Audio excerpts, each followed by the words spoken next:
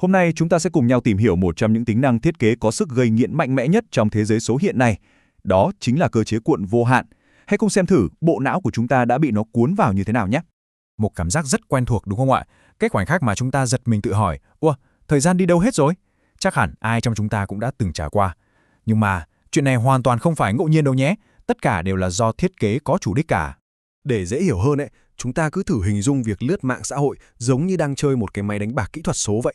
Mỗi một lần vuốt tay, nó y hệt như một lần mình kéo cái cần gạt và hồi hộp chờ đợi xem liệu có phần thưởng bất ngờ nào sắp xuất hiện hay không. Ok, vậy thì trong phần đầu tiên này, chúng ta sẽ cùng nhau giải mã xem cơ sở khoa học đằng sau cái phép ẩn dụ với chiếc máy đánh bạc này là gì nhé.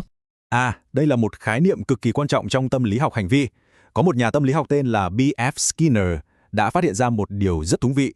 Đó là khi phần thưởng xuất hiện một cách ngẫu nhiên, không thể đoán trước được, thì chúng ta lại càng có xu hướng lặp đi lặp lại hành vi đó. Và đây chính là động cơ vận hành của cả máy đánh bạc lẫn các bản tin trên mạng xã hội. Và đây chính là điểm mấu chốt này. Cái lý thuyết tâm lý này nó kết nối thẳng đến công nghệ mà chúng ta đang cầm trên tay mỗi ngày. Đâu phải nội dung nào mình lướt qua cũng hay, đúng không? Nhưng chính cái khả năng có thể tìm thấy một thứ gì đó thật hay ho mới là thứ giữ trần chúng ta lại. Vậy thì chính xác là điều gì đang xảy ra bên trong bộ não của chúng ta vậy? Nào, hãy cùng làm quen với nhân vật hóa học chính trong câu chuyện này. Nhiều người vẫn hay lầm tưởng dopamine là hormone hạnh phúc, tức là nó mang lại cho ta khoái cảm. Nhưng thực tế thì vai trò của nó chính xác hơn là chất hóa học thúc đẩy chúng ta đi tìm kiếm khoái cảm. Nó là động lực chứ không phải là đích đến. Cái ví dụ này thì minh họa quá rõ ràng luôn.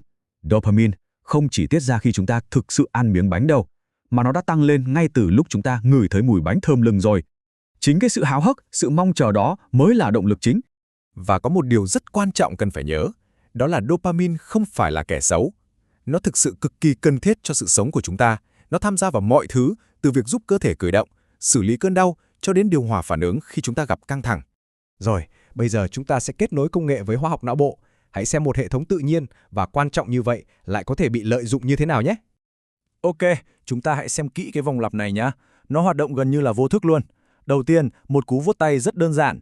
Ngay lập tức, não bộ bắt đầu dự đoán, sắp có gì hay đây. Và rồi, khi một nội dung thú vị bất ngờ xuất hiện, bùm, một liều dopamine nhỏ được tiết ra. Ngay lập tức, não bộ ghi nhận, hành động này mang lại cảm giác tốt, làm lại đi. Cứ thế, vòng lặp tiếp diễn. Vậy, điểm mấu chốt nhất ở đây là gì? Đó là bộ não của chúng ta dần dần nghiện chính cái cuộc săn tìm, nghiện cái cảm giác hồi hộp chờ đợi. Điều này khiến chúng ta gần như không bao giờ cảm thấy đủ, và đó là lý do tại sao việc dừng lại nó lại khó đến thế. Vậy thì chuyện gì sẽ xảy ra khi cái vòng lặp dopamine này cứ liên tục được kích hoạt không ngừng nghỉ? Hãy cùng xem những hậu quả của nó trong thế giới thực. Việc mất cân bằng dopamine có thể liên quan đến các tình trạng sức khỏe rất nghiêm trọng.